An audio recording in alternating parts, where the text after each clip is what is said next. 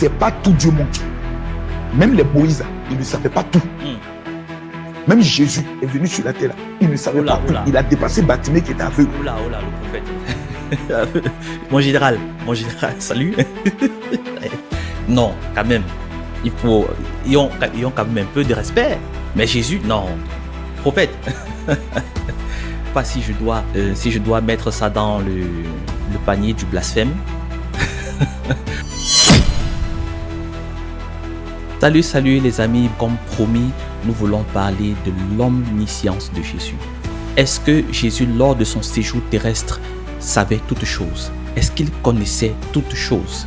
J'ai été confronté à cette question lorsque je lisais les commentaires d'une de mes dernières vidéos où des amis étaient vraiment véhéments là-dessus et argumentaient de très bonne manière pour dire que non, Jésus ne savait pas toutes choses lorsqu'il était sur la terre et ainsi il s'alignait sur les propos du général Camille Makosso qui a eu à affirmer que, je cite, « Même Jésus ne savait pas tout », fin de citation. Donc, je me suis dit que c'est un thème intéressant qu'on peut explorer pour davantage apprendre de la parole et s'édifier les uns les autres. Et par la suite, j'ai eu aussi à faire un sondage dans ma communauté sur YouTube. Et puis, les amis ont été vraiment assez nombreux à dire oui, nous voulons avoir une vidéo pareille. Vas-y, nous t'encourageons et puis nous y voici. Donc, et effectivement, quand nous regardons la parole de Dieu, il y a certains versets qui vont dans ce sens de dire que Jésus n'était pas forcément omniscient, en fait, qui semble aller dans ce sens. Et il y a plein d'autres versets qui vont dans l'autre sens de dire que Jésus est effectivement omniscient lorsqu'il est sur la terre en train de rendre ministère. Et l'autre question que je vais aborder à la fin de la vidéo, et c'est pourquoi je vous encourage à rester jusqu'à la fin, c'est de dire, est-ce que ce genre de débat a déjà eu lieu dans l'histoire de l'Église? Et puis, je voudrais vous apporter quelques éléments, vraiment des éléments fournis et recherchés pour que nous nous rendions compte que finalement, ce proverbe qui dit qu'il n'y a rien sous le soleil, rien de nouveau sous le soleil, a peut-être quelque chose de vrai. Alors, restons attachés. Et puis, si vous pouviez laisser déjà un like, laisser un commentaire et puis partager la vidéo pour que d'autres personnes puissent en profiter, ce serait vraiment génial. Nous aurons 3 parties. La première partie servira à explorer quelques versets, pas tous les versets, mais quelques versets qui semblent questionner l'omniscience de Jésus. La deuxième partie nous aidera à explorer les versets qui mettent en exergue l'omniscience de Jésus. Et puis, en troisième partie, nous allons aller dans les méandres de l'histoire de l'Église. Et après, nous allons conclure. Donc, merci d'être là. Alors, je vous présente là maintenant les 3 versets de la première partie. Et nous voyons déjà avec Marc 13, verset 32. Marc 13, verset 32 qui s'affiche. Je lis, « Quant à ce jour ou à cette heure, personne ne les connaît, ni les anges dans le ciel, ni le Fils, mais seulement le Père. » Et ça, c'est une déclaration assez troublante. En effet, Jésus semble ignorer la date de la fin des temps. Les disciples le questionnent là-dessus, c'est une question d'ordre eschatologique. Et puis, Jésus n'est pas vague sur la question, il affirme carrément qu'il n'y a que le Père. Donc, c'est une déclaration exclusive. Le Père seul connaît la date. Le Père seul connaît le jour ou l'heure. Et il dit aussi, quelque temps auparavant, que même le Fils ne connaît pas. Même les anges ne connaissent pas. Donc, si on va sur la base que, et c'est correct d'aller sur cette base, que Jésus, c'est le Fils, alors, effectivement, Jésus lui-même s'exclut de cette information-là, de dire qu'il n'a pas la date, il n'a pas le jour, il n'a pas l'heure. Et ce verset-ci semble effectivement questionner l'omniscience de Jésus. Donc, on peut vraiment le classer dans la catégorie des versets qui ne corroborent pas que Jésus sache toutes choses. Donc, maintenant, le deuxième verset qui va s'afficher serait Luc 2, verset 52. Luc 2, verset 52 dit « Et Jésus croissait en sagesse, en stature et en grâce devant Dieu et devant les hommes. » Donc maintenant la question, ou du moins ce qu'on peut tirer de ce verset, c'est de dire, si Jésus croit en sagesse, cela implique qu'il a dû apprendre, n'est-ce pas, apprendre et progresser dans sa connaissance, être dépendant des tuteurs, être dépendant des maîtres qui vont injecter dans son âme, n'est-ce pas, de la connaissance qu'il n'y avait pas auparavant.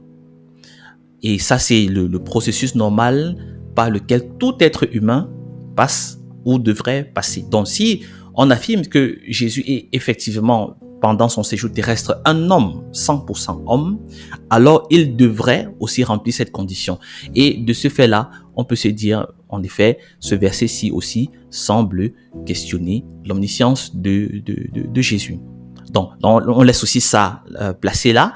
Et puis, je vous ajoute ce troisième verset qui est Jean 11, verset 34. Courte phrase, il s'agit de Lazare qui est décédé et puis Jésus au courant et il s'y rend là où Lazare est enterré. Et lorsqu'il arrive, il pose la question, il dit, je cite, « Où l'avez-vous mis ?» Où l'avez-vous mis? Vous voyez le problème qui se pose. Donc ici, Jésus pose une question sur l'emplacement de Lazare. Pourquoi poser cette question si Jésus sait toutes choses? Vous voyez, donc il y a en effet cette zone d'ombre là qui se crée à la lecture de ce verset, de dire Jésus ne connaîtrait pas tout, sinon il ne poserait pas la question, sinon il irait directement, sans avoir besoin d'informations de tierces personnes, il irait directement à la tombe de Lazare, il performerait ce miracle-là et puis il s'en irait. Il ne causerait pas avec les gens, si vous voulez.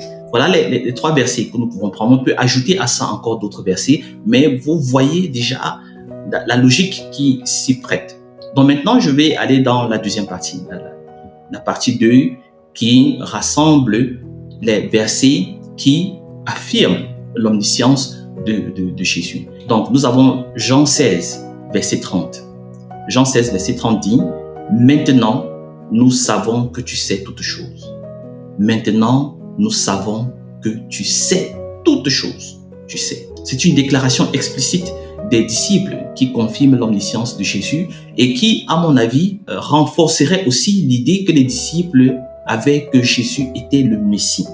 Donc c'est pourquoi, comme j'ai eu à dire en réponse aux commentaires qui m'indexaient sur cette question, je disais que connaître les attributs du Messie serait important pour traiter de cette question, mais nous n'allons pas entrer là-dessus parce que c'est assez vaste, c'est-à-dire étudier la question du Messie est vraiment large parce qu'il faut rentrer dans l'Ancien Testament, mais nous voulons rester d'abord focalisés. Mais je ferme cette parenthèse en disant que comprendre comment est-ce que le logiciel de pensée des disciples fonctionnait avec surtout la question du Messie nous permettrait de rester vraiment dans le contexte et d'avoir une très bonne interprétation. Donc ici, ils vont vraiment dans ce sens pour dire que nous croyons que tu es le Messie et nous savons, nous n'avons aucun doute, nous savons que tu sais toutes choses. Et là, les disciples affirment, pour nous aujourd'hui, on le dira ainsi, que Jésus est omniscient, c'est-à-dire ce Jésus qui est devant eux en chair et en os. Donc, le deuxième verset, c'est Jean 21, verset 17. « Seigneur, tu sais toutes choses. » Et ça, c'est Pierre qui le dit. Pierre reconnaît que Jésus connaît tout, y compris ses propres pensées et intentions. Donc, après cette affirmation de Pierre, nous avons le troisième texte, qui est Matthieu 9, verset 4. Matthieu 9, verset 4 dit « Jésus connaissant leurs pensées », vous voyez, Jésus connaissant leurs pensées de ses adversaires dit « Pourquoi avez-vous de mauvaises pensées dans vos cœurs ?» Pourquoi avez-vous de mauvaises pensées dans vos cœurs? Et là, c'est une démonstration de Jésus, de sa capacité divine à aller dans le cœur des hommes, parce qu'aucun être humain n'est capable de faire cela. Si ce n'est peut-être par divination, c'est-à-dire par des moyens on va dire extraterrestres. Mais Jésus démontre ici cette capacité, on va dire surhumaine, divine, de pouvoir deviner quelque chose qui n'est pas en lui, mais qui est dans le cœur des autres. Et puis, nous avons quand même aussi ce dernier texte, toujours dans Jean 2, 24 à 25. Il savait lui-même ce qui était dans l'homme. Donc là encore, c'est une preuve que Jésus connaissait les pensées et intentions. Donc, les amis, si vous êtes passionnés par ce genre de discussion théologique, par ce genre de réflexion, laissez-moi vous inviter à écouter mon podcast « Versets dans les Écritures ». Et dans ce podcast, nous explorons des questions complexes comme celles-ci. Nous entrons véritablement dans les méandres de la parole de Dieu, dans les méandres des Écritures, et ce, avec un regard vraiment africain. Donc, ce sont des réflexions africaines pour des Africains, et je vous invite vraiment à me retrouver sur toutes les plateformes, sur YouTube, sur Spotify, sur Apple Podcast et ainsi de suite. Merci de votre encouragement. Donc, nous continuons avec la troisième partie qui concerne les hérésies et autres courants théologiques sur l'omniscience de Jésus. Et ensuite, je vous le promets, nous ferons donc une conclusion pour trancher sur la question. Donc, qu'en est-il de l'histoire de l'Église? Est-ce que nous avons ici, avec ce débat-ci, quelque chose de nouveau sous le soleil en 2025? Bon, si on pose la question ici, vous savez pertinemment que non, la Bible déclare, il n'y a rien de nouveau sous le soleil. Il y a de cela fort longtemps, certains courants théologiques remettaient justement en question soit la divinité de Jésus, soit son omniscience. C'est-à-dire que si on remet en question l'omniscience de Jésus, alors forcément on remet en question sa divinité. Et c'est pourquoi moi, personnellement, je dis, il n'est pas question de remettre la divinité de Jésus en question, même si c'est pendant son séjour terrestre, parce qu'une fois que nous le faisons, nous allons contre l'affirmation, contre la déclaration de foi des disciples, comme nous avons eu à lire tantôt. Mais je ferme rapidement la parenthèse et nous revenons, n'est-ce pas, à ces courants théologiques. Le premier que je voudrais vous présenter, qui va s'afficher là, c'est l'arianisme. L'arianisme, quelle est sa position? C'est que Jésus est une créature exaltée et non éternellement Dieu. C'est-à-dire que Jésus est créé, mais Jésus n'est pas Dieu pour l'éternité. Et cela implique que Jésus n'est pas pleinement divin. Et par là, il ne peut pas être omniscient, parce que l'omniscience est un attribut cardinal de Dieu, comme aussi l'omniprésence et l'omnipotence. Bon, peut-être on reviendra sur les deux autres aspects, c'est-à-dire que l'omnipotence et puis l'omniprésence. Voilà, parce que l'omniprésence aussi, c'est assez captivant quand on lit le texte biblique. Et donc c'est ça l'arianisme déjà, c'est de dire que Jésus c'est juste une créature, mais une créature exaltée, on va dire peut-être amplifiée, qui a peut-être, si vous suivez la pop culture avec Captain America, qui a eu peut-être le sérum de Super Soldier dans ses veines, des choses pareilles. Bon, non. Et le deuxième courant que je vous présente, c'est l'apollinarisme. La position de l'apollinarisme, c'est de dire que Jésus avait un esprit divin en lui, mais pas un esprit humain tel qu'on le connaît à l'ordinaire.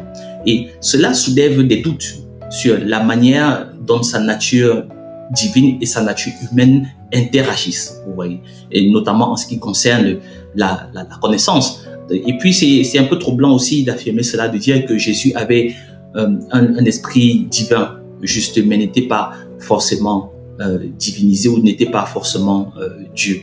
Là, ça va vraiment à l'encontre du credo que les premiers chrétiens pouvaient affirmer et dire que non, Jésus est 100% homme et 100% Dieu.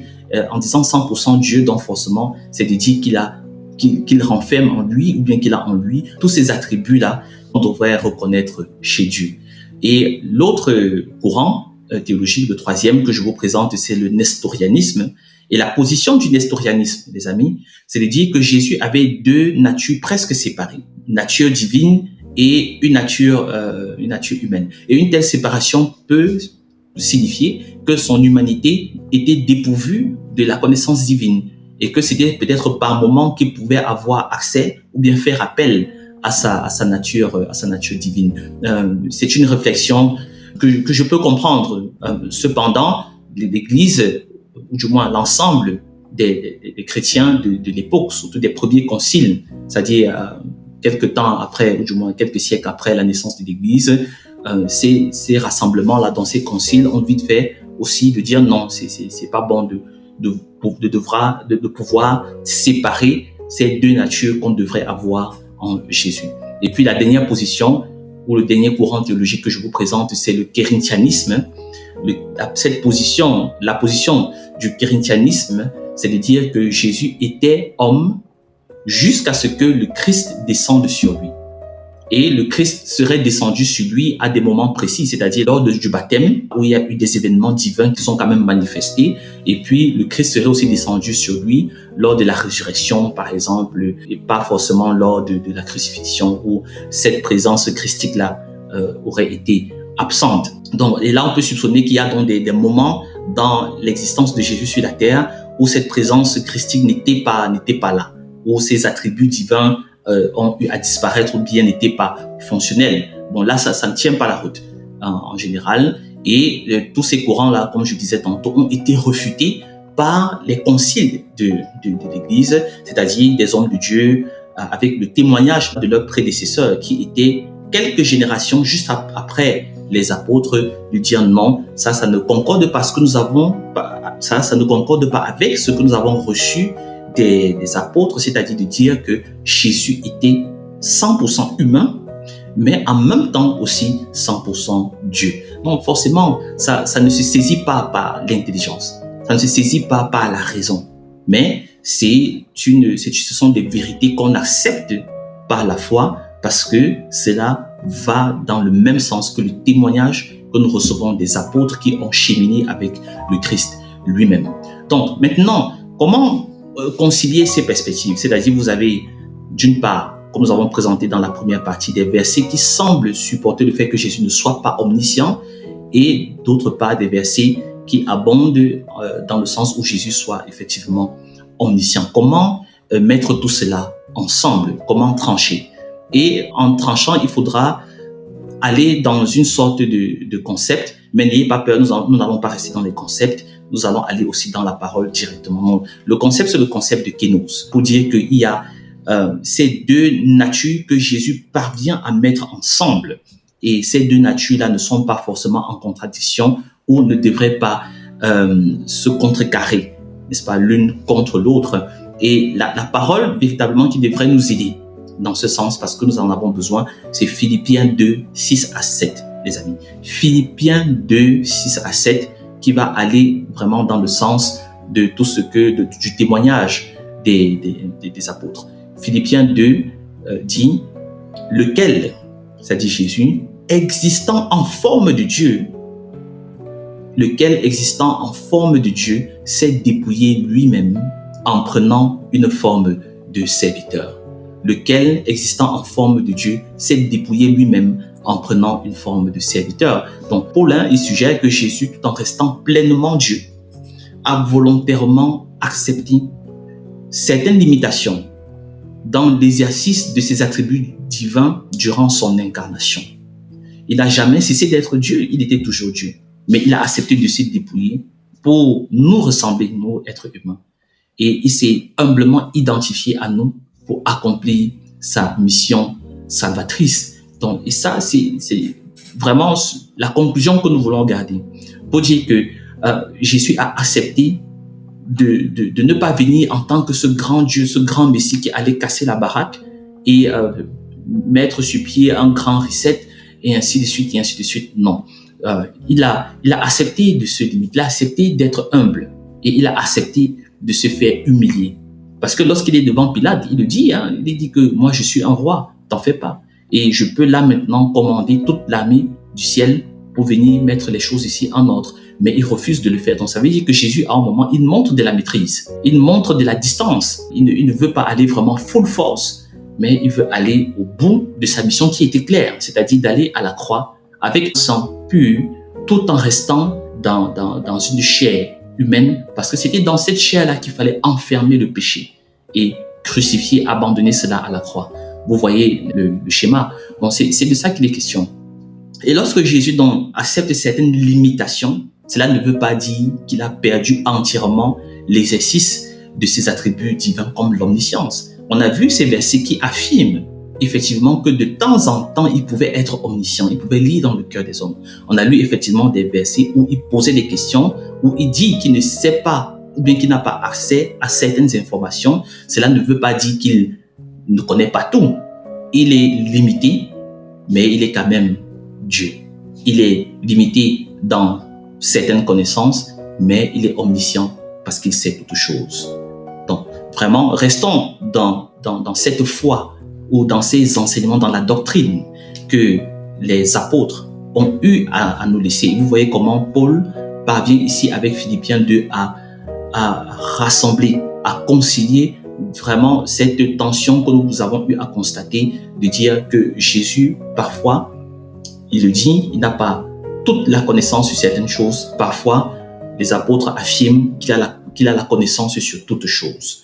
Donc, cette vérité profonde, les amis, nous rappelle que la Bible, elle aussi, est une source infinie de sagesse et de mystère. Et moi, je vous encourage à étudier davantage les Écritures, à peut-être prendre de la distance avec le buzz ou bien avec toutes des sortes de distractions que nous pouvons avoir. Mais en étudiant les Écritures, se poser les bonnes questions et rester sur le bon chemin, rester sur la bonne doctrine, même lorsque nous ne comprenons pas forcément tout ce que nous voyons dans la Bible. Et le but, finalement, c'est de rester connecté au Seigneur, c'est de garder des regards fixés sur Jésus-Christ. Si cette vidéo vous a aidé, les amis, n'hésitez pas à liker, à commenter, n'est-ce pas, à donner vos avis aussi, à partager la vidéo à ceux-là qui auraient des questions ou bien qui ont eu à vous poser des questions sur ce genre de thème ou bien qui seraient intéressés par ce genre de réflexion. Et surtout, plongez dans la parole de Dieu chaque jour autant que possible. Alors, que le Seigneur vous bénisse et à la prochaine vidéo. Bye bye.